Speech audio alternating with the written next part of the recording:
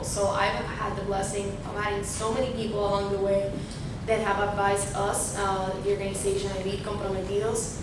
But I also wasn't afraid. I've always been very, I felt comfortable just reaching out to people that I didn't know. Hey, you want to drink a coffee? Can I get your feedback? Can I get your advice? This is the idea I have. This is a project. And people love to help other people, especially younger ones. So I always tell young people, just go for it. It's a great moment. What else can I say?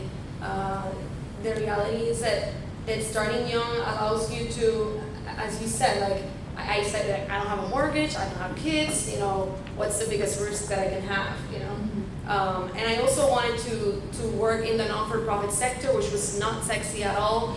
And in Puerto Rico, it still might not be. I'm with you though. It's not sexy, but you do have a big. It's very rewarding, and here in Puerto Rico, like the non-for-profit sector was even less developed than I feel like in the States. There's a lot of cities, like Washington D.C., New York. There's so many big foundations, and people go to great colleges. They want to work in NGOs. Not here, not in Puerto Rico. That was not the situation at all. None of my friends, no one young, I think was in this sector. So when we decided to do this, people were like, "Why are you doing it? Why are you getting into that?" And because no one's doing it, and there's a lot of problems in the island that we need to fix. So who's gonna do it? Are we gonna keep looking to the side and pretend someone's gonna do it? We need to get involved. And that's why we actually started a movement. When we started, it's called ConPRmetidos, which means committed to Puerto Rico.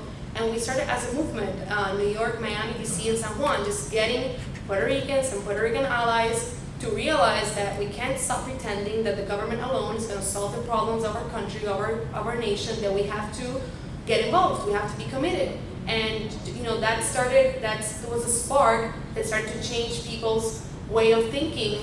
Civil society here had to get more involved, and I don't regret it at all. And I said, some people wait until they're retired to give back. Then I'll do it the other way around. I'll start with this, and if eventually later I want to move into the private sector, then I can do it. But I checked this out of my list of life first. I love that. It sounds like